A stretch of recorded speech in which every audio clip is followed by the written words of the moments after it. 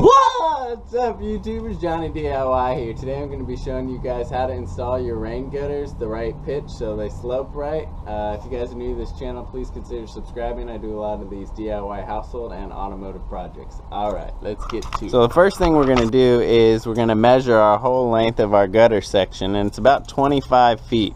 And the rule of thumb is you want a 1/2 inch of slope per 10 feet. So this would be about 1.25 inches. I'll explain more as we get it up. Okay, so we're gonna start on our highest pitch side and we're gonna lift it up as high as we can. Then we're gonna tack it in, screw it down. We want this side the highest so that we can slope it that 1/2 inch per 10 feet towards the downspout that way. So measuring the slope, I like measuring from the underneath of the shingles down to the top of the gutter to give us our slope as we're going.